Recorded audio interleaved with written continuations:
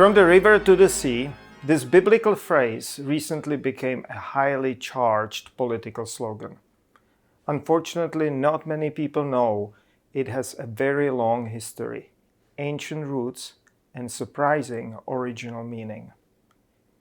Interestingly, this phrase, this pairing of the river and the sea, substantially predates the Bible.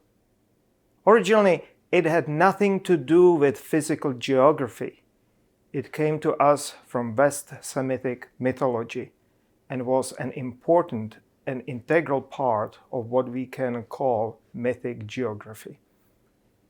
Yam Vanahar, sea and river, was a dual name of a West Semitic deity of water. This Yam Vanahar, sea and river, was a primordial patron god of watery chaos and so the original, first and archetypal foe of civilization. The habitable world was created when this watery chaos was defeated and the cosmos was organized. And here is the quotation describing the most intense part of that struggle as preserved in Ugaritic mythology on a cuneiform clay tablet, KTU 12, column 4, lines 7 through 30. Now, Kothar and Hasis, those were divine craftsmen, spoke.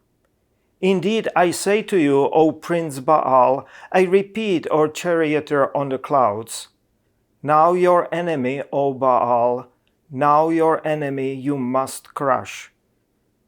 Now you must silence your foe. Take back your everlasting kingdom, your eternal dominion. Kothar handed him 2 maces, and he pronounced their names. Your name is Expeller. Now expel Yam, that's the god of sea, from his throne, Nahar, god for river, from his dominion. Fly out from the hand of Baal like an eagle from his fingers. Strike the shoulders of Prince Yam, the chest of ruler Nahar. The mace flew from the hand of Baal like an eagle from his fingers. It struck the shoulders of Prince Yam, the chest of ruler Nahar. But Yam was strong. He did not flinch. His knees did not buckle. He did not lose consciousness. But Kothar fashioned 2 maces, and he pronounced their names. Your name is All Driver. All Driver, drive Yam away. Drive Yam from his throne, Nahar from his dominion. Now fly from the hand of Baal like an eagle from his fingers. Strike skull of Prince Yam, the forehead of ruler Nahar. Let Yam collapse, let him fall to the ground. Then the mace flew from the hand of Baal like an eagle from his fingers. It struck the skull of Prince Yam, the forehead of ruler Nahar. Yam collapsed. He fell to the ground. His knees buckled and he lost consciousness. Baal gathered up and drank Prince Yam to the dregs. He exterminated ruler Nahar. By name Athart, that's an Ugaritic version of Ishtar, encouraged him, dry him up, O valiant Baal, dry him up, O charioteer on the clouds. Indeed, Prince Yam is our prisoner. Indeed, Judge Nahar is our captive. This is in fact the West Semitic Late Bronze Age version of the myth about creation, or at least preservation of the universe. How god Baal created or returned the habitable world by means of fight, similar to Babylonian creation epic Emuna Elish. Sea and river were not completely destroyed and eliminated. They were subdued, tamed, included, integrated into the cosmos.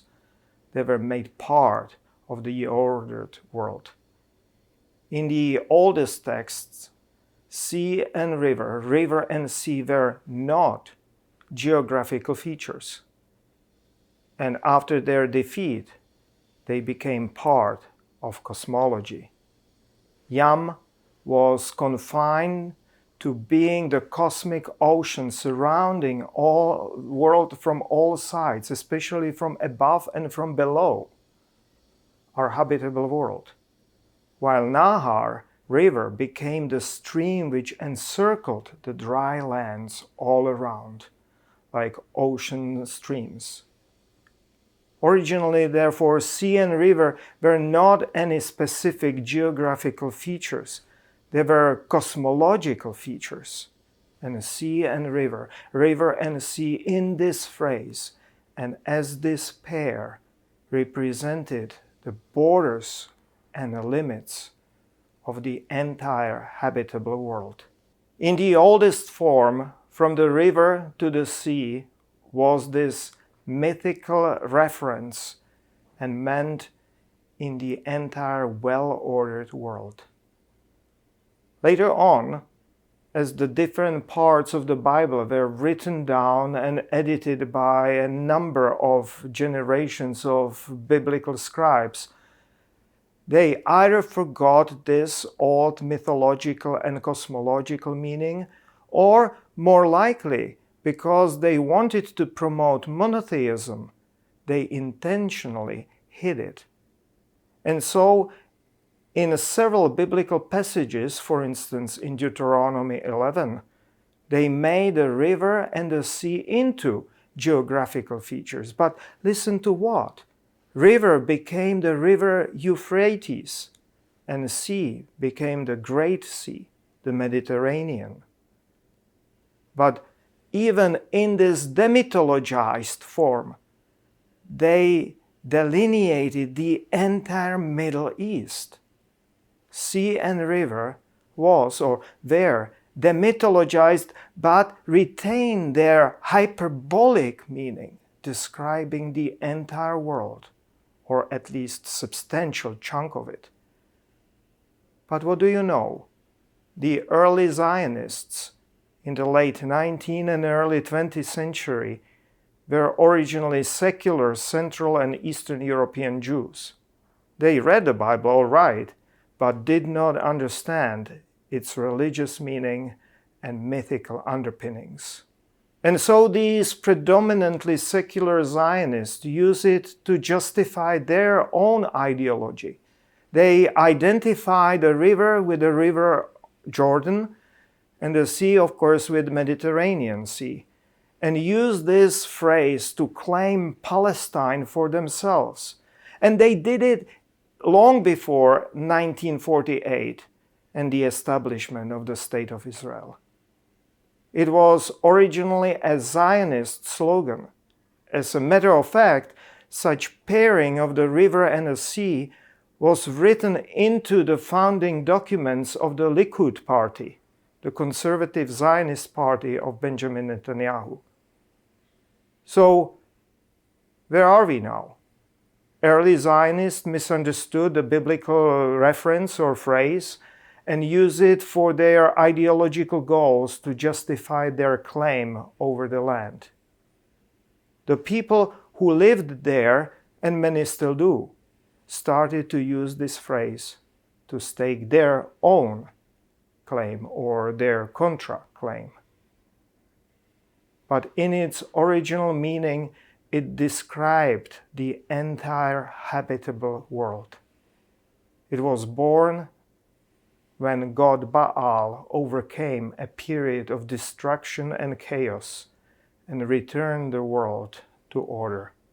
Perhaps we can return back to its original myth, and we can read it with the hope that from the sea to the river, not only in Palestine, but in its original meaning all around the world, is this great hope and desire of peace and harmony.